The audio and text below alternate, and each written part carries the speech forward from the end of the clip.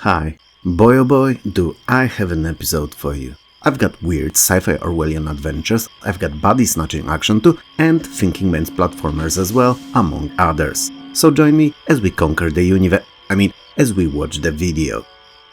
The Feeble Files is unlike any other point-and-click adventure you've ever played. And I mean it.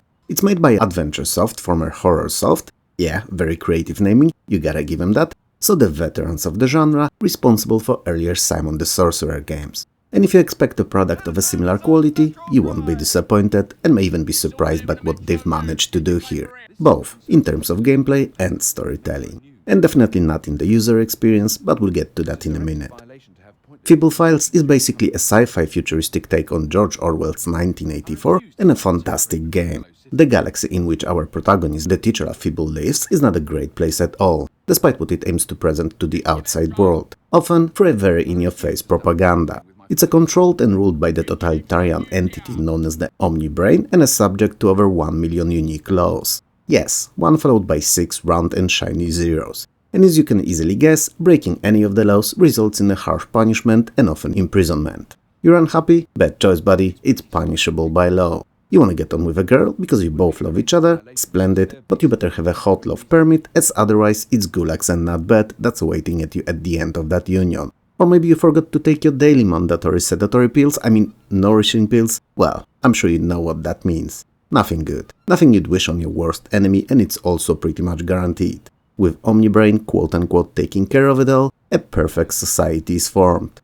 Well, perfectly imperfect, oppressive one perhaps, but a society nonetheless. Oh, did I mention that death is also a punishment for a quite large chunk of these numerous laws? Yep. Omni-Brain quickly figured out that those that can be reprogrammed into obedience are much easier disposed of, rather than kept alive, using up resources and always being a risk of revolution on the horizon. Fun. Feeble is a low-class blue-collar worker.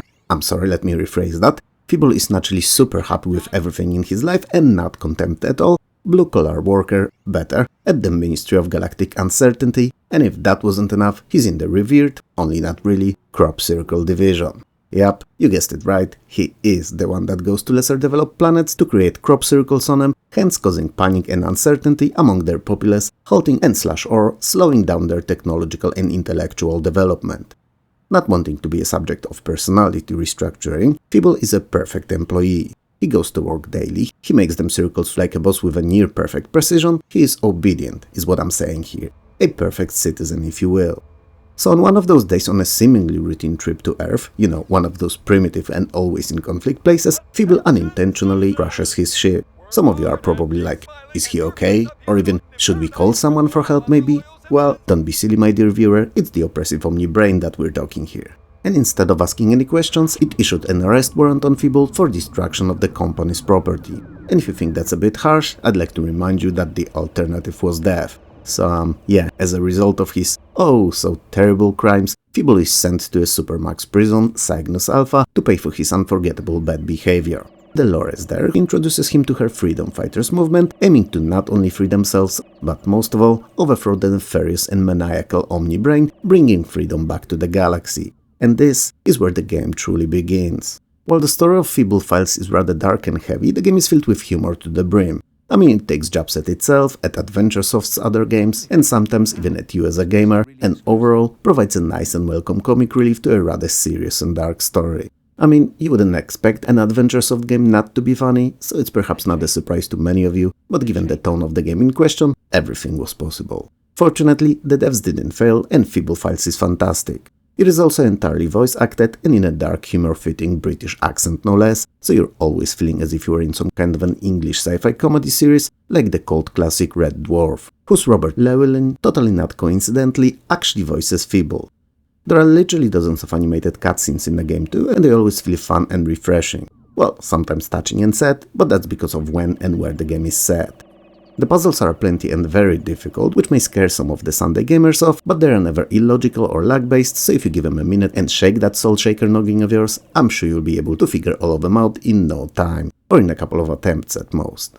So, the Feeble Files is amazing, the main character and all others that he meets feel real, and the world appears to be alive. It's gotta be the best game out there, right? Well, No, despite all I just said, and that it truly is a fantastic adventure full of laughs, surprises, and even an occasional single tear rolling down your cheek moments, it's not perfect. The inventory is a mess, scrolling through it is painfully slow. In fact, everything about the game is so slow, you wouldn't believe. Feeble moves as if he was at least knee-deep in a mud, and with a couple of brats holding down both of his legs with all their might in the same time. And there is no way of speeding things up at all. And while it's fine for the first hour or two of gameplay, after a while you begin to feel that you should carefully pick where to go and what to explore, as those few extra chuckles behind that corner or in a new location may not be worth the time of getting there and back. And it's disappointing, as Feeble Files is so worth exploring.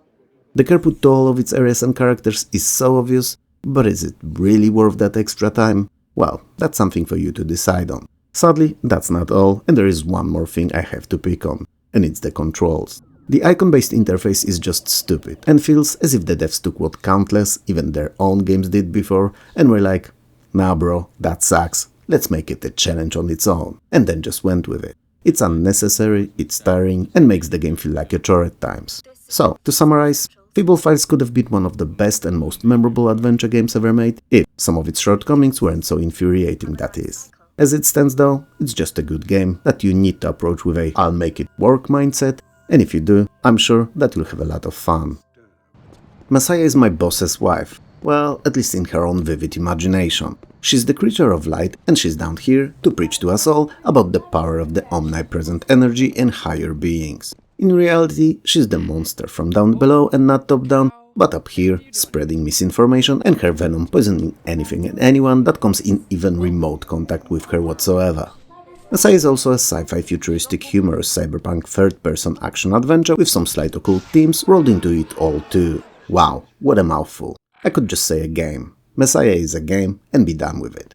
Anyway, the world in the future is rather terrible, nay, awful place, and not when and where you'd like to raise your kids. Crime and corruption spreads, and the planet is ruled by a single, and evil to the core I must add, spiritual leader, commonly known as Father Prime. Yes, like the numbers or Optimus. Both fit as well. And he's just the worst kind of a dick. We have an evil dick, we have a nasty dick, and we have a slightly unpleasant dick too. Father Prime is stinky, rotten, demonic kind of a dick. The worst of them all. Also, 5 dicks in one video, so it's definitely not going anywhere. If you stumbled upon it on random and enjoy it too, please leave a like, cause I sure as hell know that YouTube is not gonna promote it at all.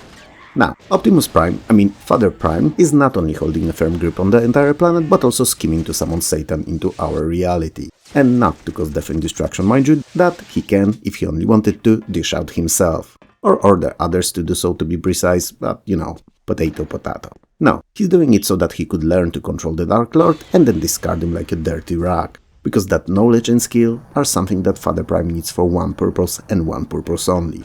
To find and control God, naturally for his own needs and devices, whatever they may be.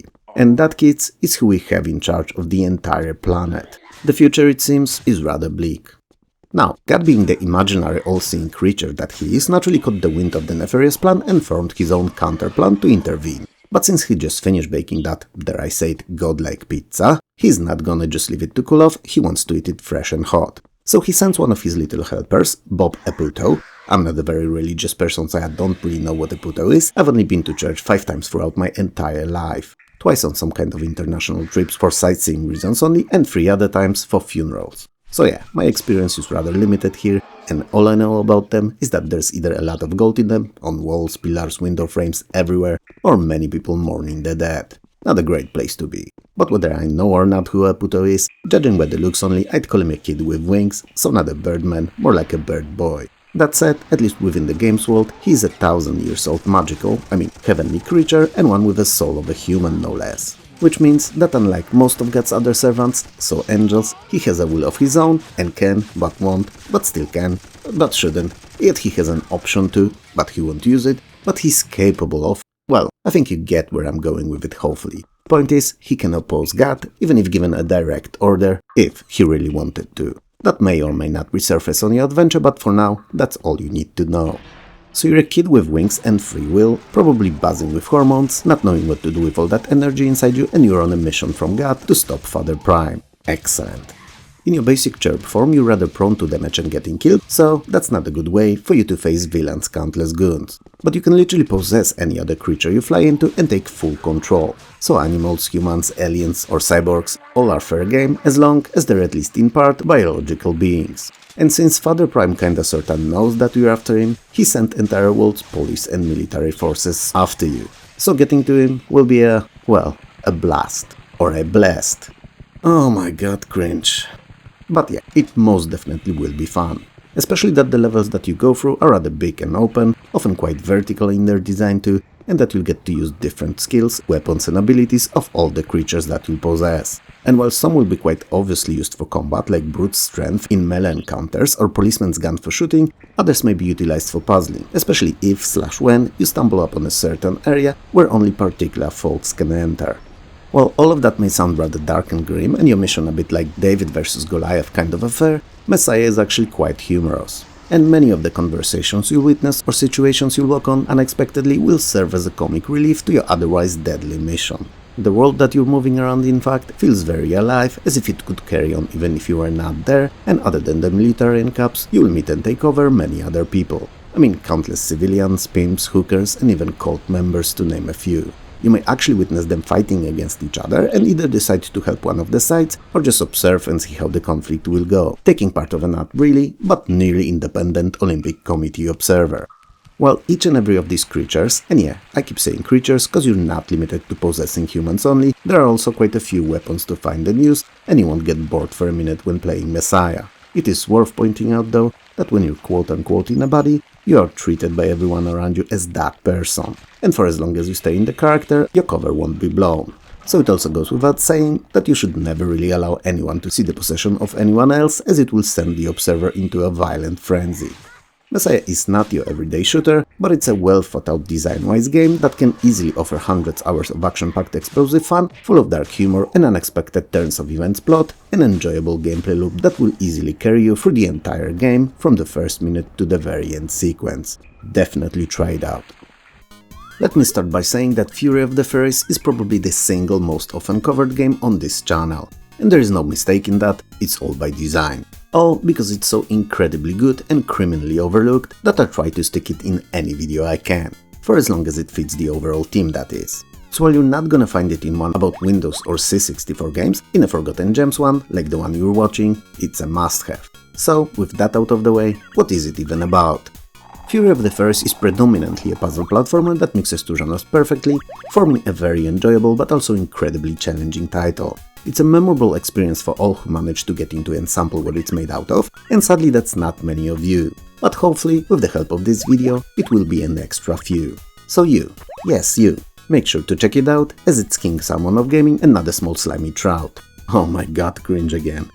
Anyway, while the first few stages are on the easier side, focusing more on the platforming and introduction of the puzzling elements, running at a slower pace and teaching you all the mechanics, from the second world onwards, the challenge begins to rise exponentially no less and carries on until the very end of the game. And soon enough, you'll be using your platforming prowess mainly to figure out more and more complicated logical and dexterity-based puzzles, rather than just for the traversal. It's a game that calls for keyboard mastery, nay, for you to become a true keyboard assassin, arrow keys ninja even, all the while making use of that head of yours more and more, seeking solutions for many of its problems and environmental challenges. It may feel a bit overwhelming at first, I admit, especially that you have to learn the pattern in which it crafts all of its puzzles and also pixel-perfect controls. But as per usual when it comes to some of those more unique titles, in the end it will all be worth it. The story of the Fury of the Furries, while there is one, is not mind-blowing in any shape or form, and only ever crafted to serve as a simple motivation for you to carry on playing. Motivation that you won't really need, as the gameplay defends itself pretty well. But for the sake of it, I will retell it here briefly. The planet of the Furries has been a peaceful place for eons. Well, maybe not eons, but for a long while. Nobody knows for how long exactly, but way longer than any of us have lived, probably combined. And longer even than Cher has walked the earth. Long. Anyway, at some point an evil fairy emerged, one going by the name of the Wicked One. So that incredibly named Dark Fairy captured and imprisoned the king of all fairies and magically changed all the others into his mindless drone servants, effectively installing himself as the only true leader and turning the planet into a de facto dictatorship regime. Just as he was done with all of that, and was sipping champagne, laughing at his own terrible jokes, and high-fiving his right hand with his left one, cause his leadership position was a rather lonely one, 4 of our protagonist heroes landed back on their home planet, or to be precise, crashed on it in a blaze of glory after spending God only knows how long outside of the planet on some super secret mission of exploration and lovemaking. I only assume that, as all that you ever hear them say when they come back are squeaks and peaks, and that's not the language that I speak. I'm a bit versed in Pig Latin and Philadelphia Pigeon, but it didn't sound like either of them. So therefore, after coming back home and seeing the brainwashing shenanigans that they've managed to avoid being away and all, decide on stepping up to the occasion and to save the day. Or the world, but potato potato, tomato ketchup. And this is where the game starts. The intro may not be too ambitious, but it's very nicely animated and worth seeing at least once. Each of the 4 fairies that you control, so yellow, green, red and blue, have entirely different skill sets that all have their different use case scenarios in puzzling. So, utilizing all that you get access to in a particular level is usually a key to success. Sometimes luck, but mainly the skills. Yellow fairy can shoot and charge up an extra strong shot, green has a line with a grappling hook on which it can swing like a budget Spider-Man, or Spider Fairy if you will, avoiding all the dangers below or pull heavy objects with. Red bites, not as in he sucks, but more like literally biting all the weak walls and floors that he can find. And blue can dive and fart shoot bubbles when submerged, but whether he farts or just shoots is irrelevant. The point is, he makes the pew pew pew pew pew pew pew pew pew sound himself when shooting, so for once I don't have to do it myself when playing the game. And with help of these 4 racked creatures, you've around 100 levels to beat, split into 8 standard areas of desert, lagoon, forest, pyramids, mountains, village, castle, factory and more. And believe you me, all of it will be an adventure and a half. Maybe even adventure and 2 halves. So 2 adventures. While the puzzling intensity will keep raising with each stage, sometimes relying on finding correct fairy color changing and order of actions to perform, sometimes on switches or moving blocks about, and sometimes it'll be fast action-packed race to the exit and nothing more. One thing in all of those scenarios will remain the same, and it's all the fun that you'll be having. And to complement it all, you've literally dozens of secret stages baked straight into the game and present in nearly every single level. They're not always the easiest to find, but reward you with a lot of coins when you do, and every 100 of them you get an extra life. And trust me, you'll need as many as you can get. In fact, now that I think of it, I don't believe that there's any other game in existence with as many secret levels. Some of them are even nested one inside another, rewarding exploration and discovery with those priceless extra lives. It's not all sunshine and rainbows in the world of fairies though, and while I love it to bits, it is not a flawless game. It's not the best platformer that you've played, it's not even the best puzzle game or the longest one either, and it's definitely a title that will teach you to play smart, cause it's really, really hard. But in its own offshoot of the puzzle platforming subgenre, it's the most creative and unbeatable title ever made, and one that did not deserve to be such a niche and obscure game. While Mini-Metro is over 10 years old by today, it didn't age at all. It is as fun and demanding as it's ever been, and a gem of a game that most should know about. It's a simple in its general design idea puzzle game that sees you creating complicated webs of metro line connections in any of the numerous cities it comes with. You do not have to worry yourself about budgets in Mini-Metro, about types of boroughs you'll be connecting, or even different kinds of trains. All you have to do is create a net of those connections and one that would make sure to move all the passengers around it in a reasonable time and manner. In essence, it's a simple supply and demand system really, in which you have to move passengers where they need to get to for them to disappear off your screen. So gameplay comprises of these differently shaped metro stations popping up on the city map. So a square here, circle there, triangle in a couple of spots and maybe even an occasional star somewhere too. And you have to connect them by drawing metro lines between them. It's very simple when you start and comes down to creating one between all the stations that pop up, but soon enough you'll notice that they're filling up quite fast. And since the stations have a certain size limit and cannot hold more passengers than they're designed to, you don't want them to overfill, because when they do, it's game over. The passengers are represented by the identical geometrical shapes too, but in their case, they mean the station that they want to get to. Now, they're not a picky bunch really. And if one of them is a triangle, it's entirely fine with getting to any triangle station on the map as long as it gets there fast. Which means that having a well-planned network of connections is better than having more trains working at once. It is something that comes with experience though, so you shouldn't worry yourself with that in your first couple of playthroughs. So, to keep the city going and passengers moving, and to supplement your first initial line you started with, you draw another line, shortening the distance between a few, in your opinion, most congested stations and skipping the others, effectively creating an express line. And it works. The congestion lessens and the passengers are happy once more. If they're happy, then you're happy, so you're high-fiving all the virtual friends sitting there with you and you're proud of what you managed to do there. Well, as cool as it is, at least then and there, Mini Metro does not let you rest on the laurels and it throws a curveball at you. Yep, you guessed it, in the form of another metro stop. This time, however, it's on the other side of the river and quite far off. So, it's the decision time, my friend. Do you extend one of these two metro lines that you already have to connect to it, or do you use up your last third adding it to the network? Also, you've only 2 tunnels left and drilling one under the river would take it all the way down to 1. Choices, choices, choices. On one hand, extending one of the lines that you've placed already allows you to keep a spare, to either connect a difficult and far-off stations that may or may not show up later on, or to use on the congestion of the ones that you're already servicing. But on another you get bonuses every week of in-game time and can then pick an extra line, carriage or a tunnel as a reward. So using up your last saved up line now may come in handy later on, with new stations popping around the one that just did to add them to your chain of connections. Sounds like a tough choice and that you're in the pickle. And you know what? Sometimes it is, and sometimes you are, and sometimes, well, sometimes there are just no correct choices and both may have negative consequences down the road. And when you're lucky enough to notice that moment, pause the game immediately and destroy all the connections that you've made so far. Yep, I'm not shitting you here, do it. It's time to rebuild that beast from ground up.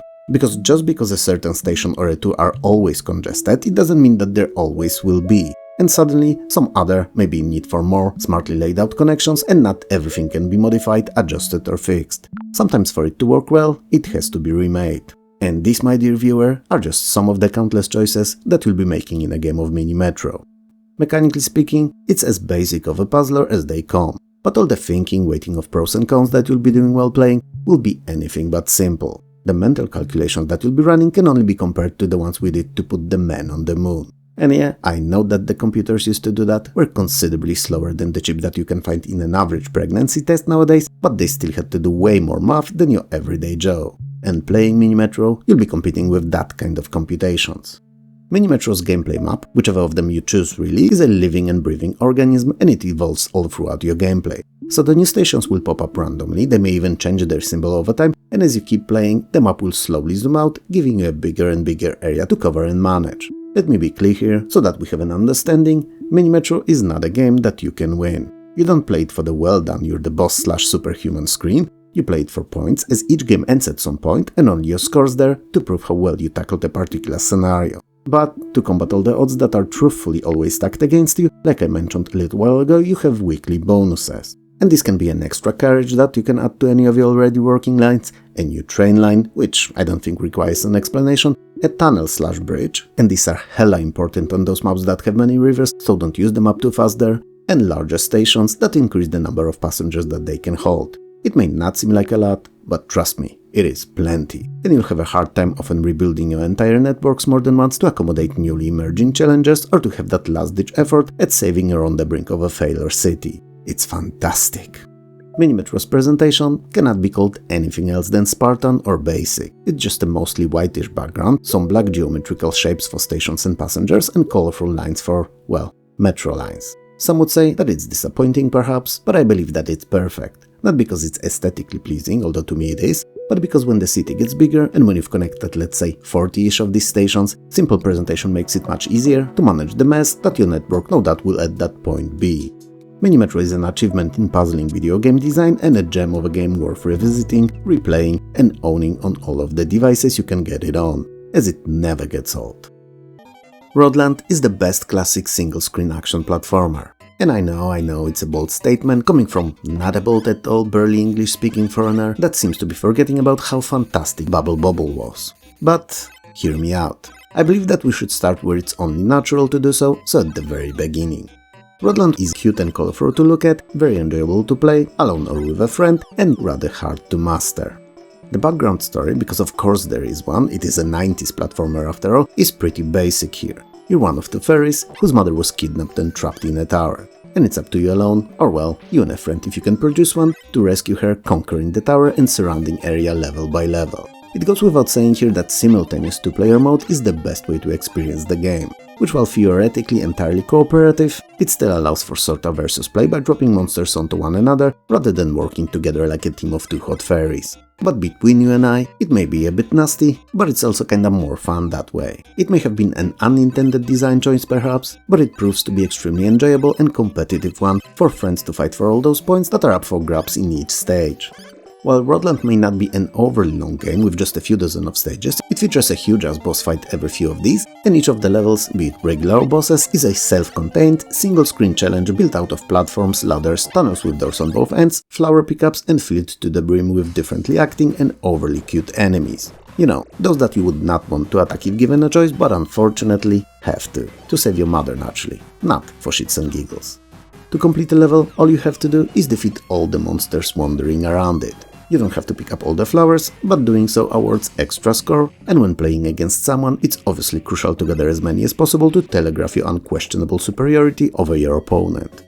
Both fairies are armed, if that's even the right word, perhaps wield would be a better. Yeah, so both fairies wield magic wands, and a single tap of a button stuns the enemy, leaving it dizzied for a second or two. It's not how you defeat it though, it would be way too easy and a small shock never really killed a super cute shark, at least as far as I can tell. So to put them into a well-deserved eternal slumber, you have to constantly tap the button like a maniac, which traps the monster in a one force field and smashes it over your fairy's head left and right, same way Hulk smashed Loki in the first Avengers movie. Not sure it's a great callback, but it explains what you do perfectly. And when the enemy finally dies, it leaves a very useful power-up behind. These are single and instant use only though, so make sure not to rush for them when not necessary. Unlike in most platformers though, in Rodland there's no jumping at all, and all of your vertical movement is done via use of ladders. Since there's not always enough of them in the right spots, your fairy can spawn one at a time above or below her, opening new and sometimes life-saving pathways for traversal. Whenever you spawn a new ladder though, the previous one disappears. It can be used for both, to get to formerly inaccessible areas and to open pathways for enemies to either get to the point where you'd like to safely crash them into a marmalade, or to send them your opponent's way, all in good fun competitive spirit obviously. Rodland's presentation is incredible. The sounds are sampled and well-fitting to the cutesy colorful game world and adding quite a lot to the atmosphere of it. But sounds are sounds and music is music, and Rodland's music is on another level. Perhaps it's very personal and no one else will share the sentiment, but for me, the music in Rodland's first few stages, Bubble Bobbles, and then much later in Murder on Windows PC are the 3 most memorable soundtracks from video games that I always end up humming like a lunatic after playing them or hearing in a random YouTube video. I wouldn't say that they're masterworks per se, but they're all very catchy and just fill that musical void in your brain you never knew existed. And when they get there, they're there for good, and you just can't get rid of them. They'll keep popping out on random, in worst possible moments, serving as deranged soundtracks for your otherwise rather non-eventful life. Or is it just mine? What can I say about Rodland's graphics? Well, I mean, you can see them, right? They're hella cute. In fact, I think I won't get into any boring details here and just recall its original tagline, which went more or less like that. It's so cute that you'll puke. And let that and what you see speak to its quality. I'm not gonna lie, when it comes to Rodland's playability, I'm biased. I love it and consider it to be the best single-screen platformer ever, and on all systems it released on, not just the arcade. So instead of rehashing all of that once more, I think I should let you decide on your own if after what you saw you think that it's something you'd like to try out. And when you do, and it was indeed as good as I claimed that it is, make sure to let me know in the comments below. All I will say though is that you should do yourself a favor and not judge the book by its cover, so to speak. So don't let the cuteness overload detract you from trying it out, give it a chance, and I'm sure that you'll have a lot to say about it, be it good or great. Yeah, I am not assuming that there will be any bet in the mix. Rodland is an outstanding and rare achievement in how it mixes co-op and competitive gameplays in one uncanny and extremely addictive package, so make sure not to skip it. The year is coming to an end, but it doesn't mean that the videos have to too. I've still at least one more in the works for 2024, and I hope that you'll find time to join me in a conversation about games. To make sure that you don't miss it though, hit those bell, like and subscribe buttons below. So take care, stay safe, and I'll talk to you very soon.